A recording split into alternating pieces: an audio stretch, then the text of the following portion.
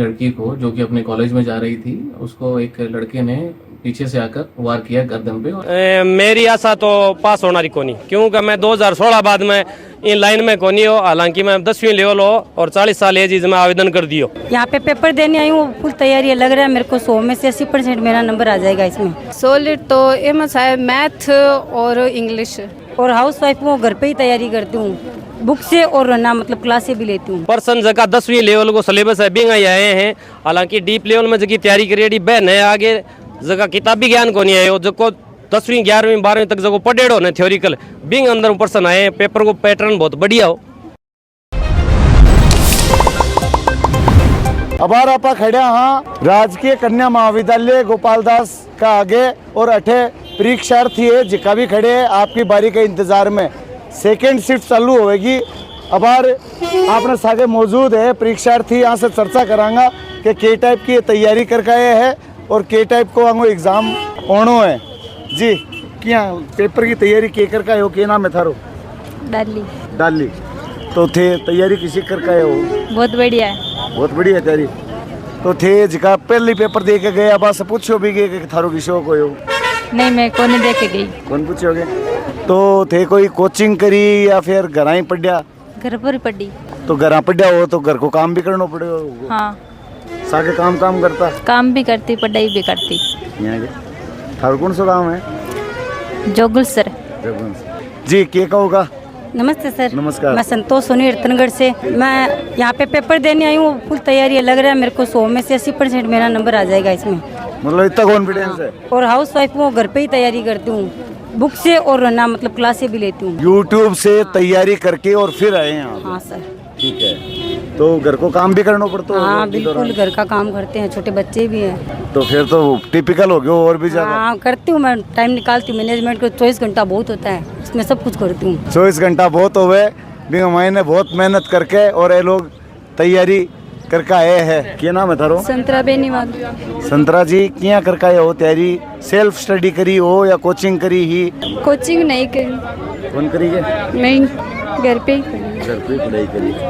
तो के सब्जेक्ट की तैयारियां करके आए हो आज? सब्जेक्ट मैथ है, इंग्लिश है, जीके है, सामान्य ज्ञान और कंप्यूटर वगैरह। तैयारी तो सबकी की है। सबकी रेडी है। तो लड़कियों की है कि अधिकतर काम हो रहा है कि घर का भी काम में ले हुए बने छोटो मोटो काम करना ही पड़े घर को? सोरा तो बाहर निकल जावे, सोरा ने करना पड़े तो थाने भी करना पड़े होगा बीच? हाँ, घर का काम करती हूँ। घर का काम के सागे सागे पढ़ाई ने मैनेज करी। हाँ। थारो नाम क्या है? मेरा नाम प्रीति है।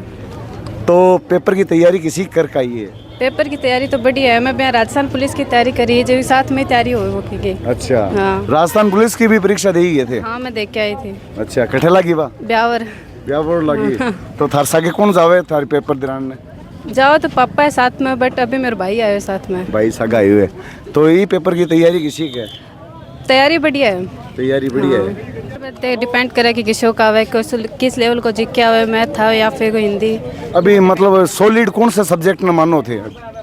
सॉलिड तो एमएस है, मैथ और इंग्लिश ज्यादा डिपेंड कर। हाँ, क्योंकि जीके तो राजस्थान को कोई भी एग्जाम दो तो आनो ही आनो जीके तो थे घरारो जब घर का काम भी करवाता होगा थार से, पढ़ाई न किया मैनेज करो?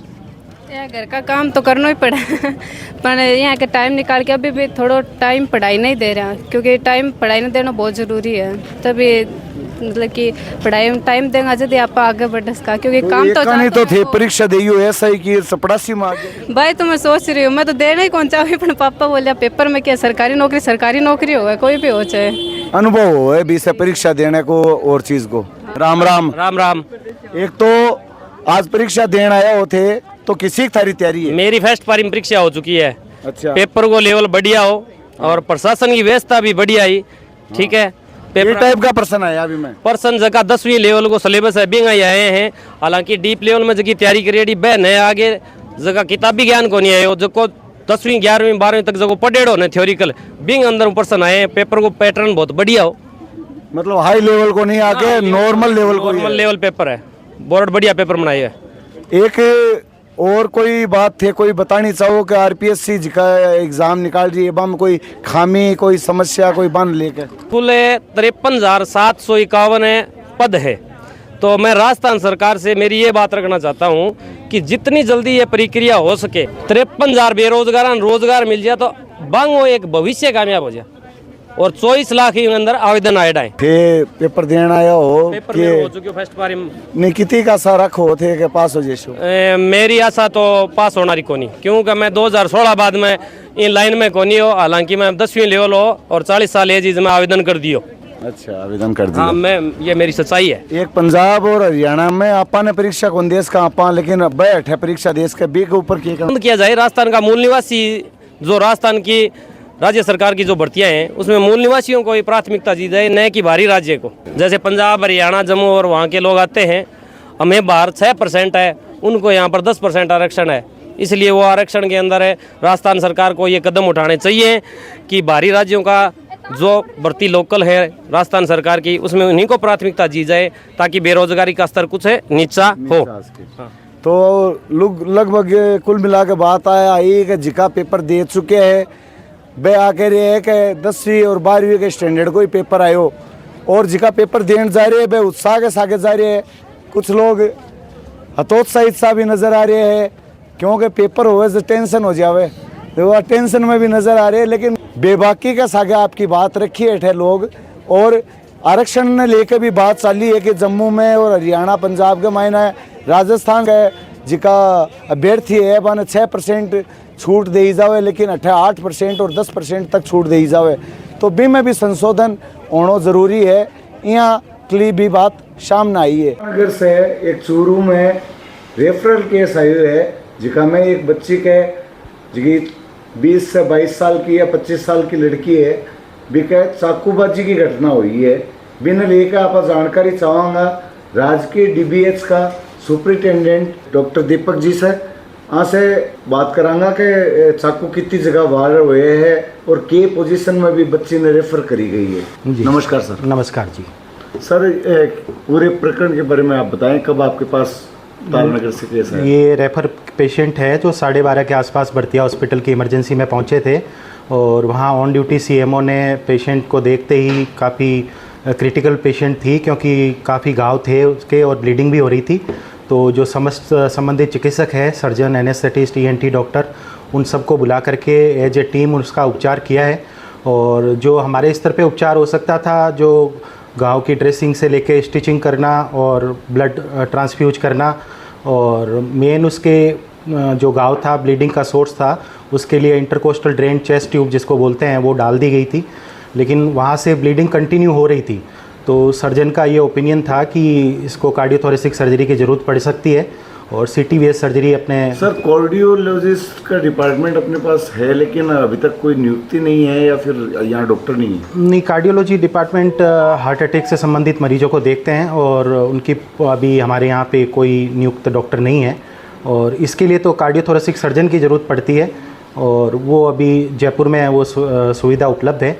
तो पेशेंट को यहाँ पे एक बार स्टेबल करके और आगे की सर्जरी या उसकी उपचार की संभावनाओं को देखते हुए संबंधित चिकित्सालय में रेफर कर दिया गया है। उसमें ब्लड यहाँ हमने चढ़ा दिए थे, कुछ यूनिट ब्लड हमने साथ में भी भेजे हैं क्योंकि पेशेंट के काफ़ी क्रिटिकल कंडीशन में थी वो। पुलिस को लगभग 10:15 बजे सूचना मिलती है कि एक पूजा नाम की लड़की को जो कि अपने कॉलेज में जा रही थी उसको एक लड़के ने पीछे से आकर वार किया गर्दन पे और चाकू मारे, 2-3 जगह चाकू मारे। पुलिस ने त्वरित कार्रवाई करते हुए लड़की को जो है पहले तो प्राथमिक उपचार हेतु राजकीय अस्पताल तारानगर में भर्ती करवाया और लड़के को दस्तयाब किया। लड़के से पूछताछ पर ये पता लगा है कि लड़का लड़की जो है पिछले 4-5 सालों से एक दूसरे को जानते हैं और इनकी आपस में दोस्ती है। पिछले 1.5-2 महीने से आपस में किसी बात को लेकर इनका विवाद चल रहा है और इसी वजह से लड़के ने आक्रोशित होकर जो है इस वारदात को अंजाम दिया है। लड़की को प्राथमिक उपचार के बाद में अभी हायर सेंटर चूरू DBH अस्पताल रेफर किया गया है और यहाँ पे डॉक्टर से बातचीत होने पर पता लगा था कि भाई वैसे तो स्टेबल है हालत लेकिन फिर भी जो है क्योंकि गर्दन पे वार किया गया है तो इसको हायर सेंटर रेफर किया गया है। मैं कैमरा पर्सन राकेश मितवा के सागे कौशल शर्मा, झलको मीडिया के लिए चूरू।